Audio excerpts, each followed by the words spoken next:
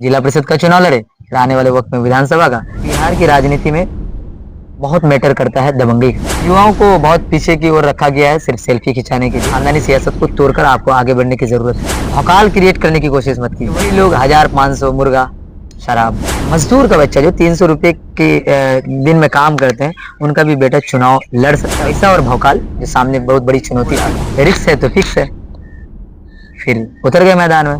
नदियों से बर्बाद हो रही जमीन, 80 किलोमीटर की दूरी को 18 किलोमीटर में सफर करने जा रहे हैं, वो हमारा सबसे बड़ा आम रोल था।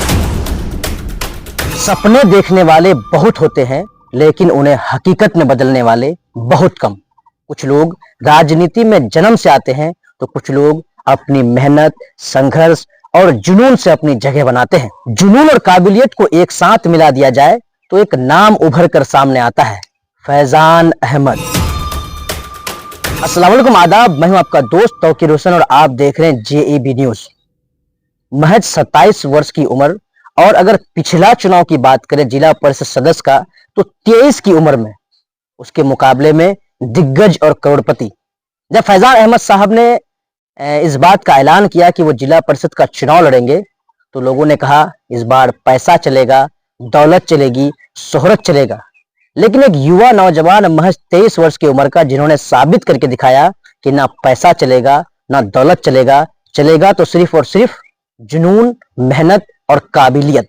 अब यही युवा नेता आगामी विधानसभा चुनाव की तैयारी बुलंद हौसलों के साथ, नए जोश और जुनून और जज्बा के साथ चुनाव की तैयारी में लगा है।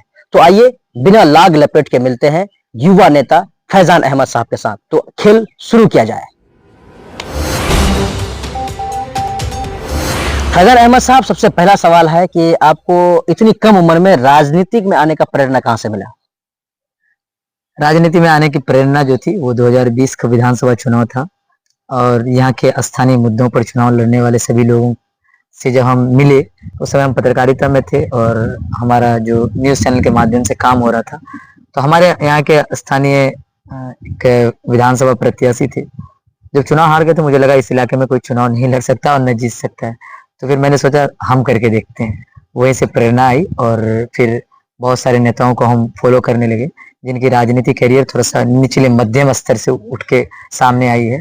उन लोगों को अपना प्रेरणा स्रोत मानकर फिर हम आगे की ओर कदम रखें। देखिए, जब पंचायती राज का चुनाव आप लड़ रहे थे, तो उस समय सबसे बड़ी चुनौती आपके लिए क्या थी, और उस चुनौतियों को आपने किस तरीके से पार किया?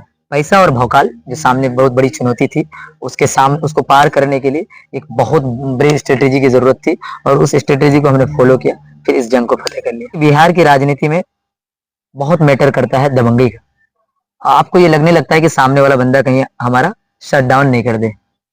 बैटरी लोग अलग चीज है, शट डाउन होना एक अलग चीज है, फ्लाइट मोड का भी लगना एक अलग चीज है, लेकिन शट डाउन नहीं कर दे। और इसी डर की वजह से बहुत सारे युवा लोग राजनीति में नहीं आते, उनके फैमिली उनको सपोर्ट नहीं करती है कि भाई हमारा एक बेटा और ये भी अगर कहीं चल बसा तो काम तमाम। इसलिए हमारे बाप का हम 3 औलाद, उसमें से हम बड़ा बेटा।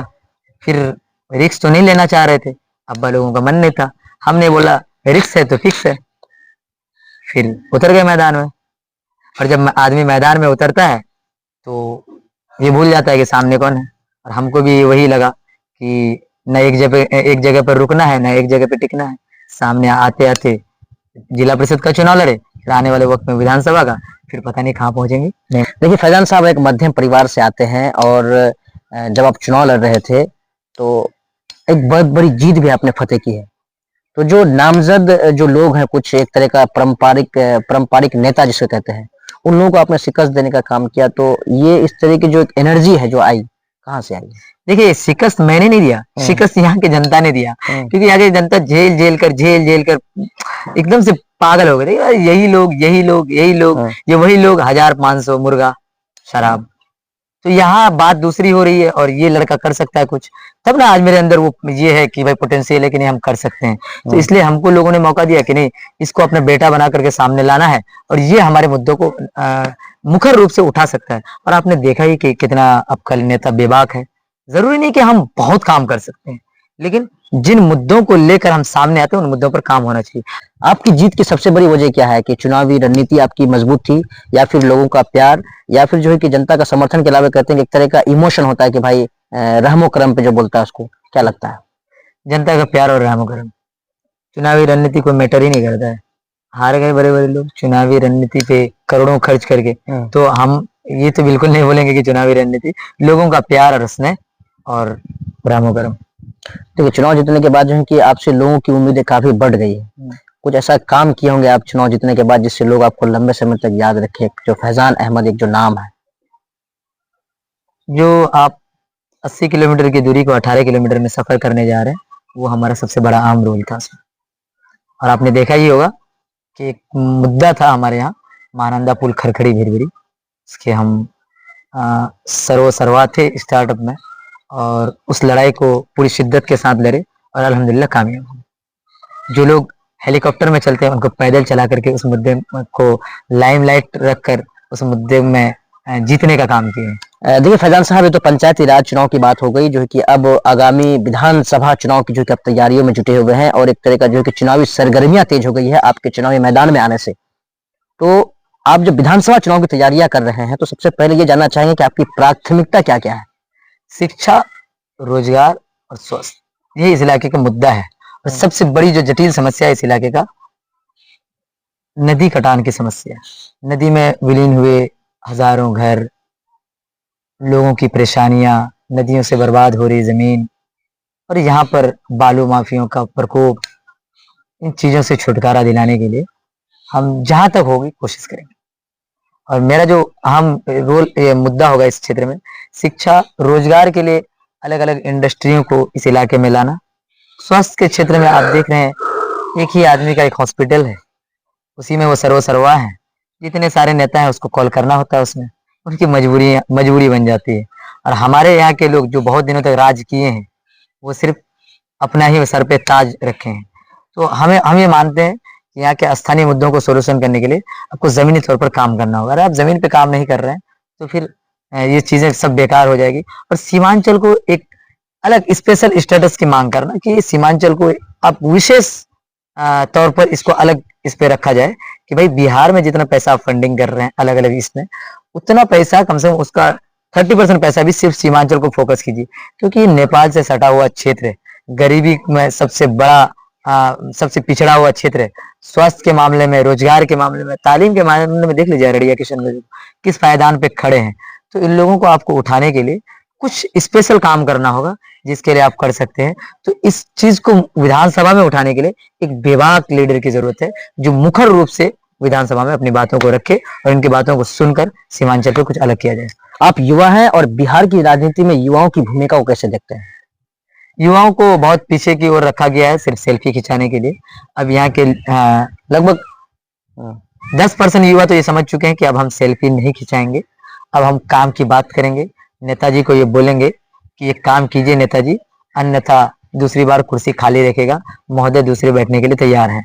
तो यहाँ के युवाओं को राजनीति में सक्रिय होने की जरूरत है और एक एक्टिविज्म के तौर पर राजनीति को देखने की जरूरत है, क्योंकि राजनीति ही सबसे बड़ा एक आयाम है जिससे चीजों को बदल सकते हैं। क्योंकि इन पर फैसले कौन लेते हैं, विधायक और सांसद भी आपका फैसला ले सकता है। पंचायती राज के जिला चेयरमैन होते हैं, वो जिला में वो फैसले लेते हैं। तो विकास के नाम पर इन्हीं लोगों को आगे बढ़ना होगा। अगर ये लोग आगे नहीं बढ़ेंगे तो फिर आपका क्षेत्र पीछे हो जाएगा। जिसका वर्चस्व रहा है शुरू से राजनीति में, एक तरह का गढ़ माना जाता है, जैसे तस्लीमुद्दीन का इलाका था, पप्पू यादव जी भी अभी हैं, तो एक तरह का गढ़ है कि भाई ये ही लोग राजनीति करेंगे। तो उसमें जो नए युवा हैं, वक्त के जो युवा हैं, वो इन चीजों को कैसे बदल सकते हैं। नहीं, खास करके युवाओं को ये समझनी चाहिए कि कोई पारंपरिक नेता और कोई भी दबंगई काम नहीं करती है। आप एक चीज आपको ये समझना होगा कि जनता का प्यार पाने के लिए आपको जनता के समक्ष खड़ा रहना होगा। जनता की हर दुख मुसीबत में साथ दीजिए। आप पंचायती राज से चुनाव लड़ने का तैयारी कीजिए और इनमें कोई भी जो छोटा भी सीट है उसको अचीव कीजिए। सरपंच बनिए, समिति बनिए, मुखिया बनिए, जिला परिषद बनिए, फिर यहाँ से एक बड़ी राजनीति की ओर आगे बढ़ने की कोशिश कीजिए। जरूरी नहीं कि आज जिला परिषद है कल भी जिला परिषद रहना है, कुर्सी को बदलते रहिए। और अगर आपको लगता है कि आपसे बेहतर कोई करेगा तो ऐसे लोगों को मौका दीजिए। मुझे लगता है कि मेरे क्षेत्र में हमसे कोई बेहतर जिला परिषद का चुनाव लड़ सकता है, तो अब मैं ऐसे लोगों को मौका देने जा रहा हूँ। मैं इस चीज को छोड़कर आगे की ओर इसलिए जा रहा हूँ तो मुझे लगता है कि मैं वो चीज उससे बेहतर कर सकता हूँ, इसलिए करने की कोशिश कर रहा हूँ। तो आप भी आगे आइए और ये पारंपरिक नेता खानदानी सियासत को तोड़कर आपको आगे बढ़ने की जरूरत है। चलिए, तो राजनीति की बात हो गई, अब आपके जीवन शैली पर प्रकाश डालने का कार्य करते हैं कि राजनीति में आने से पहले आप क्या करते थे और अब जब राजनीति में आ गए हैं तो ये सफर कैसा महसूस कर रहे हैं। देखिए, राजनीति से पहले का सफर ये होता है कि आप को किसी से कोई मतलब नहीं होता है। ठीक है, आपके दोस्त यार तक आप सीमित रहते हैं, जिनसे जो बातें हैं, लेकिन राजनीति में आने के बाद आपकी गाड़ी का शीशा हमेशा डाउन रहना चाहिए। अगर शीशा उठा तो बोले नेताजी ये भी चले गए आसमान की तरफ। तो होता क्या है, लोगों की एक्सपेक्टेशन बढ़ती है कि सामने वाला बंदा गाड़ी पे बैठ के आ रहा है, वो आपकी तरफ थोड़ा सा आपको इग्नोर करेंगे, फिर आपकी तरफ देखेंगे, उनको ये लगने लगता है कि देखते ही बंदा सलाम करता है कि नहीं करता है। तो ऐसी चीजों में मुझे लगता है कि भाई सलाम में नेकी भी है, तो मैं पहले से ही एकदम एक्टिव रहता हूँ, लोगों को सलाम वगैरह ये सब चीजें जो है, ये एकदम से नेताओं की पहचान बता रहा हूँ आपको कि ज्यादातर नेता इसको अवॉइड करते हैं। मुझे लगता है कि लोगों की एक्सपेक्टेशन बहुत ज्यादा नहीं होती। बहुत सारे लोगों को तो सिर्फ इतना एक्सपेक्टेशन होता है कि फैजान आए, बढ़िया से बात करे, मिले, और एक बस उनको लगना चाहिए कि आपके अंदर सादगी है, और सादगी ही जीवन है। अगर आपके अंदर सादगी है तो आप बहुत ऊंचाई तक पहुंच सकते हैं। आजिज़ी अगर आपके अंदर है, बहुत ऊंचाई तक पहुंच सकते हैं। आपको देख करके युवाओं को मोटिवेशन मिलती है कि भाई फैजान अहमद अगर आ सकता है तो मैं क्यों नहीं। तो इस राजनीति के मैदान में कूदना चाहते हैं, तो उन युवाओं को आप क्या संदेश देना चाहेंगे? सबसे पहले तो आप लोगों के काम आइए, और ये देखना छोड़ दीजिए कौन क्या कर रहा है, आप बेहतर कीजिए। और आप जिस काम में लगे हैं अगर ईमानदारी से, तो उस काम में लगे रहिए। भौकाल क्रिएट करने की कोशिश मत कीजिए। ठीक है कि ये फलाना करना है, ढिमका करना, ऐसा कुछ नहीं। लोगों के पास जाइए, लोगों के मुद्दों को सुनिए, लोग क्या चाह रहे हैं आपसे, क्या उम्मीदें हैं, उनकी चीजों पर काम करने की कोशिश कीजिए। जब उनको लगने लगा कि आप उसके लिए कुछ करना चाह रहे हैं, तो फिर आपको मौका देंगे। और खास करके जो सीमांचल के युवा हैं, और हमको भी ऐसा एहसास हो रहा है कि आने वाले वक्त में, अब जैसे जिस क्षेत्र से हम जिला परिषद चुनाव लड़ रहे हैं, सिर्फ उस सीट का अगर आपको बता दें, तो हमें उम्मीद है कि 10-12 ऐसे नौजवान चुनाव लड़ने जा रहे हैं जो हमें बहुत पीछे छोड़ सकते हैं। तो हम ऐसे लोगों को मौका भी देने जा रहे हैं कि आए, पूरे किशनगंज जिला से कम 10 युवा अगर जिला परिषद बन के आएंगे, तो ये जिला में एक नई क्रांति लाएंगे। फिर इनके बाद युवाओं का प्रकोप बन जाएगा। तो हम युवाओं से खास करके हाथ जोड़ेंगे कि आप राजनीति में आइए। अजान ही नहीं, अब कोई मजदूर का बच्चा जो 300 रुपए के दिन में काम करते हैं, उनका भी बेटा चुनाव लड़ सकता है और जीत सकता है। सवाल करूंगा रैपिड फायर का, और आपको जो है कि एक शब्द में जवाब देना है, और उस जवाब में आपका तर्क होनी चाहिए। तर्क होनी चाहिए, तो बता देते हैं कि आपको इनको एक वीटो पावर भी देना होगा। कि हाँ या ना में जवाब पूछ लिए, तो बहुत ऐसे सवाल हैं जिनका जवाब नहीं बन पाएगी। नहीं तो एक शब्द में, या फिर एक से कुछ शब्द बस जोड़ सकते हैं। रैपिड फायर है, कम शब्द में आपका जवाब देना है। सबसे पहला सवाल है कि आपकी सबसे बड़ी ताकत क्या है? 10 सेकंड में जवाब देना है फैजान साहब। लोगों का प्यार। ये दूसरा सवाल की ओर हम जा रहे हैं रैपिड फायर का। अगर राजनीति में ना होती तो फैजान क्या कर रहा होता? सामाजिक सेवा में लगे रहते हैं। कौन ऐसे नेता है जो सबसे ज्यादा प्रेरित करता है आपको? झारखंड के विधायक जयराम महतो। चलिए नेक्स्ट अगला सवाल जा रैपिड फायर का हमारे पास है कि बिहार की राजनीति में सबसे बड़ी समस्या क्या है, एक शब्द में? बड़ी पार्टियों का सियासी बवंडर में अपनी ताकत को जमाए रखना। रैपिड फायर का सबसे अंतिम सवाल आपसे है कि आपकी जिंदगी का सबसे यादगार पल कौन सा रहा है? पत्रकारिता से हटकर राजनीति में आना। चलिए बहुत बहुत धन्यवाद आपका। तो ये थे फैजान अहमद की कहानी, जो एक युवा नेता जो काफी कठिनाइयों और मजबूत इरादे से जो है कि एक तरह का संघर्ष भरा जर्नी इनका रहा है। इन तमाम चीजों पर हमने बात की। यकीनन जब आप इस पूरी स्टोरी को देखेंगे, इस वीडियो को जब सुनेंगे या देखेंगे, तो आपको यकीनन प्रेरणा का स्रोत जरूर मिलेगा। उनके जीवन का जो कार्यशैली है, राजनीतिक दृष्टिकोण है, और आगे की जो रणनीति है, उन तमाम चीजों पर हमने बात की। फिर जनता एक्सप्रेस इसी तरीके से निष्पक्ष होकर, निडर होकर तमाम चीजों को कवर करके आप तक पहुंचाता रहेगा। तब तक के लिए दीजिए हमें इजाजत। खुदा हाफिज। पूरी वीडियो देखने के लिए आपका धन्यवाद। अगर आप इस वीडियो को फेसबुक पर देख रहे हैं तो कृपया हमारे पेज को फॉलो करें, और यदि आप यूट्यूब पर देख रहे हैं तो कृपया हमारे चैनल को सब्सक्राइब करें। आप अपने दोस्तों में या फिर फेसबुक और व्हाट्सएप ग्रुपों में महत्वपूर्ण खबर यानी अफवाहों से दूर सटीक और सही जानकारी वाली इस खबर को साझा करना ना भूलें, ताकि वे भी सटीक और विश्वसनीय खबरों से अपडेट रह सकें।